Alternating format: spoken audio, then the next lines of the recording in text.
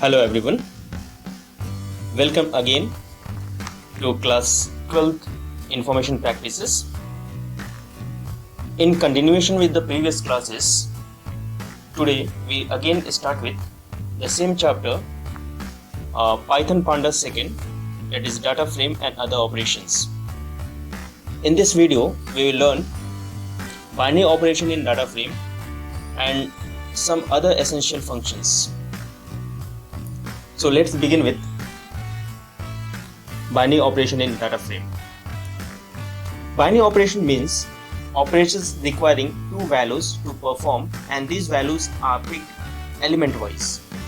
In binary operation, the data frames are aligned on the basis of their rows and column indexes, and for the matching rows, the column index, the given operation is performed, and for non-matching rows, the column index NaN value is stored in the result. We can perform add binary operation on two data frame, as well as we can also perform subtract binary operation. Similarly, multiply binary operations, division binary operations. To understand the binary operation, consider a data frame 1 containing the values 1, 2, 3, 4, 5, 6, 7, 8, 9. That is a 2D array. Similarly, another data frame object df2 containing two rows with the three columns. Now I have to perform an addition of these two data frame, and I have to create another data frame that stores the addition of these two data frames. How it will perform? It will match the row of first data frame with the second data frame like this, and it will return the value. For example, in both the data frame, the first value in column A, index 0, will be added together and stored in the new data frame, that is df1 plus df2. We can see here that is a 1 plus 10, it becomes 11. Then similarly 20 plus 2, it becomes 22. Similarly it will go on. In first data frame there is a 3 rows are there, but in a second data frame there is only two rows are there. Now here is a non-matching row, so in this case, in the third row of the new data frame, it will return NaN in all the three columns. Now moving to the next, we'll see some binary operations. What are the binary operations we can perform? So we can perform the addition by three ways: by using the plus operator, by using the add method or function, or there is another function, that is radd function, that is reverse addition function. Similarly, subtraction can be performed using either minus operator, or by using the sub function, or by using r sub function. Similarly, multiplication can be performed with the asterisk operator, mul function, or rmul function, that is reverse multiplication function. Similarly, division can be performed with the slash operator, that is a division operator, or the div function, or rdiv function. Let's see one example. If I have to perform an addition over the two data frame with the all three different ways, so we can do like this. So by using the plus operator, we can write df1 plus df2. By using the add operator, add function, we can write df1 dot add in a bracket the second data frame object, that is df2. Similarly, by using the radd function, df1 dot radd in a bracket another data frame object, that is df2. Add function and radd function both are similar, and both will give the same result. Now we'll see some practical example of binary operation, and for this we will create a 4 data frames. How to create a data frame? And for creating a data frame, I need a 2D array. First we will create a numpy array, and we will convert that numpy array to the data frame. See the coding here. Create a numpy array, that is ar1 is equals to np.array in a bracket. Now I have to create a 2-dimensional array containing 3 rows with the 3 columns. So you can see here the first square bracket is for defining the array, second square bracket is for first row. Similarly, second square bracket is for the second row, and third square bracket is for third row. So 3 values in the first row, comma 3 values in the second row, comma 3 values in the third row. Now this way an array has been created. Now we will convert this array to data frame. So create a data frame object df1 is equals to pd.dataframe function. In that pass the numpy array ar1, comma, and give the user defined columns. So columns is equals to I am giving a, b, c. This way one data frame object has been created. Now display the data frame 1. So df1, now we will get the output like this. In the same way, create the another data frame object.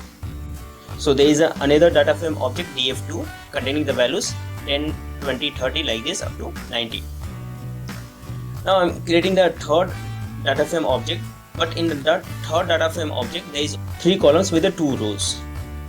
Now similarly create another data frame object containing 2 rows with the 3 columns. I am taking these different data frame objects in order to understand how the result we are getting over the different operation. Now I have to perform addition here. Let's see. If I write df1 plus df2, so what will happen? I will get the output like this. So 1 plus 10, 11. Then similarly 20 plus 2, I am getting 22. Then 30 plus 3, I am getting 33. The index of the first data frame object will be matched with the index of the second data frame object, and it will return a result. Similarly, using the add function, so df1 dot add df3. Now let's see the df3. Now what will happen in a df3? In a df1 there is a 3 rows are there, but in a df3 there is only 2 rows are there. Now it will return, what will do? It will add the values of the first row of df1 with the values of first rows of df3.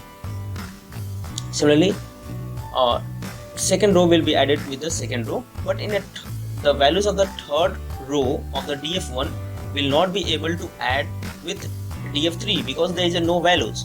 So it will return automatically return none value, nan, nan, and nan like this. Now perform again add function. So df1 dot add, that is reverse addition, df2. So as I told you, add function and add function both return the same output because both perform the same function. You can see the output here. In the same way we will do the subtraction also, df1 minus df4. You can see the df4 there is 2 columns only. The third column is blank, so in the third column it will return nan. Now perform df1 dot subtract function sub and in a bracket df2. So it will perform a subtraction and give the result. Now similarly in this you can see df1 dot rsub df3. So here also df3, in df3 there is a third row is missing, so it will return nan in the case of the third row. So this way we can perform the multiplication also, we can perform the division also, and other operations. Now we'll see some other essential functions. Let us now talk about some other essential functions that we can use on a data frames. So there is one inspection function, that is info function and describe function. This 2 function is used to inspect broadly or to get the basic information of the data frame object. The syntax of using this function is data frame object, that is df.info. We don't have to pass any argument in this function. Similarly, if I have to describe function, so df data frame object dot describe. To understand this, let's take an example. As we have created 4 data frame objects, so we will take all the 4 previous data frame object, that is df1, df2, df3 and df4, and store the result of the subtraction in this object in the form of data frame objects, that is rs1, rs2, rs3. I will show you like this. You can see here So as we have already created the data frame df1, df2, df3 and df4, so using those data frame object we will create a 3 new data frame object by performing the subtraction. So let's see the first rs1, that is first object, is equals to df1 dot r sub df2. So it will perform a subtraction and store the result like this, rs1. Now similarly the second, we will create the second data frame object, rs2, df1 dot r sub df3. Now similarly we will create a third object, rs3 is equals to df1 dot r sub df4. Now 3 objects, that is rs1, rs2 and rs3 has been created. Now using these 3 objects, now we'll use the info function as well as the describe function. So first we'll see the info function, rs1.info. When we execute this command rs1.info, we'll get this output like this. So I will explain all these things. So when we execute rs1.info, we'll get the output like this. Similarly, when we execute rs2.info, we'll get the output this. Similarly, when we execute rs3.info, we'll get the output like this. In all these 3 output, you can see something, that is the first line, it is showing class pandas.core.frame.dataframe. Second line, range index, that is 3 entries 0 to 2. Here is 3 entries 0 to 2, here also 3 entries 0 to 2. Something is there. So I will explain you everything what this info function will return. This info function will return the following things. First, type, that is data frame type. Obviously it is an instance of the data frame. Then it will return the index values. So you can see all the indexes values we are getting.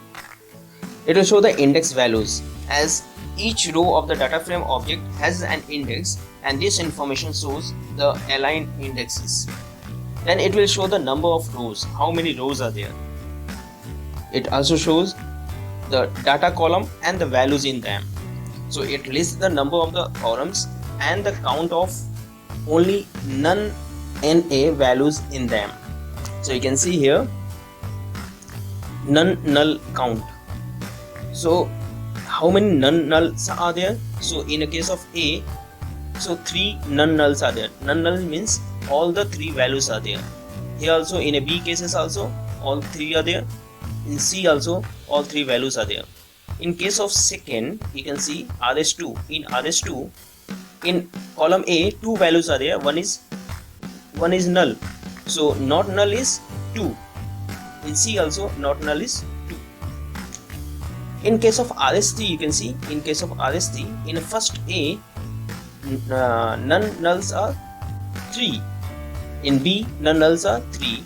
In case of C there is 0 non-nulls are, no values are there. So you can see here 0 it is coming. So these are data columns and the values in them. Similarly, it will show the data types of each column. You can see here it is showing the data types of each column. At the last also it is showing the data type. So each column also we are getting the data type, as well as the data frame object data type is also it is showing. Now at the same time, at the last you can see here it is showing the memory uses, 100 bytes, 96 bytes and 112 bytes. So like this it will show the memory usage, the approximate amount of RAM used to hold the data frame. So I think you all have got an idea. So if you have any doubt, please do write in the comment and I will reply to your comment. Now next we'll see another function, that is describe function. To understand the describe function also, we'll take the same data frame objects and from that data frame object df1, df2, df3 and df4 we will create a 3 new data frame objects, that is rs1, rs2 and rs3. And now I will write rs1.describe. So you can see when we write the rs1.describe, I am getting some output which is different from info function. So here I am getting count, mean, std, mean, 25%, 50%, 75%, and max. I will explain each and everything. Let's see the output of the other object also. rs2.describe also gives a similar output, and similarly rs3.describe also gives a similar output. Now what is this output shows? This output, or the output from the describe function, gives the following information. That is, it gives the first output as count. Count means number of non-NA values in a column. You can see in the rs1, the column A contains the 3 values, column B also 3 values, and column C also 3 values. But in case of rs3, you can see column A contains the 3 values, B contains the 3 values, but C contains no values. So you can see here 0 0 we are getting. So this way it will return a values. In case of rs2, the count returns 2, that is because the 2 rows are there, B also 2 rows, C also 2 rows, and third row is not there. So automatically it will count 2 and gives the 2 in all A, B and C. Similarly, there is a second argument is mean. So mean is the computed mean of the values in a column. Then std is the standard deviation of the values that is present in the column. So in all the columns it will calculate the standard deviation, and it will gives the standard deviation of all the columns in each data frame objects. Now similarly, there is a next is mean. It will return the mean value in each column. So you can see in rs1 the mean value in A is 9, in B is 18, and in C is 27. This way it will give the mean. Similarly, there is a max also at the last. You can see max also returns the maximum value in each column. Now there is a three another argument, that is 25%, 50% and 75%. What is this? 20%, 50% and 75% is the percentiles of the values in that column. And how these percentiles are calculated? The percentiles of the values in the column is calculated using the formula. The formula is, that is mean value plus in a bracket max value minus mean value bracket close into percentile to be calculated. That means, for example, let us calculate here. For example, take the rs1 25%. I have to calculate this value, how this value is coming. So according to a formula, what is the minimum value? 9. And what is the maximum value? 63. So percentiles will be 20. I have to calculate the 25%. For the 25%, the calculation will be 9 plus in a bracket 63 minus 9 into 25 by 100, that is 25%. So let's see, 25% is equal to 9 plus 63 minus 9 into 25 by 100. I will get 9 plus 13.5, that is 22.5. This way the computer returns the output. Similarly, for the 75% also, so mean plus max minus mean into 75%. So I will get 49.5. You can see here. So you are getting 25% and 22.5%. So this way the percentile is being calculated. Now we'll see retrieving the head and tail rows using head function and tail function. Head and tail function is used to retrieve 5 top or 5 bottom rows respectively of a data frame object. The syntax is data frame object dot head. In a bracket we can give the argument also. Similarly, data frame object dot tail. This both the argument, that is head, in head n is equals to 5 or n is equals to 5 in a tail. These both argument n is equals to n, that is numeric value, is optional, and default value of n is taken as 5 and 5 rows are listed. Let's take an example. Take the previous 4 data frame objects df1, df2, df3 and df4 and store the result of the subtraction in these objects in the form of data frame object rs1, rs2, rs3. Taking these 3 objects rs1, rs2, rs3, we'll use the head function and tail function. Let's take rs1.head function. I will get head function will return the 5 rows, but we can see in rs1 there is only 3 rows, so it will return the 3 rows because there is no 5 rows are there. If it is more than 5 rows, it will only return the 5 rows, but if it is less than 5 rows, then it will return all the number of rows less than 5. Similarly, rs3.tell function. So rs3.tell means it will return all the 5 rows. So there is also no 5 rows are there, only 3 rows are there, it will return. We can use the head and tail function with the argument also. So rs1.head in a bracket n is equals to 5, it means it will return a 5 rows. But in rs1 there is no 5 rows are there, only 3 rows are there, it will return all these 3 rows. Similarly, in rs, if I write rs1.tell n is equals to 2, it means it will return 2 rows. So you can see in the rs1 the last 2 rows will be returned because it is a tell function. So tell function will return the bottom 2 rows. So you can see the output, bottom 2 rows has been returned as output. Now we'll see cumulative calculation function, that is CumSum function, and this CumSum for the addition and CumProduct for multiplication. Similarly, CumSubtract is there, division method is also there. So by understanding one function, we can perform the operation on different values also. We will understand the CumSum function. So this function is used for cumulative calculation on data frame object.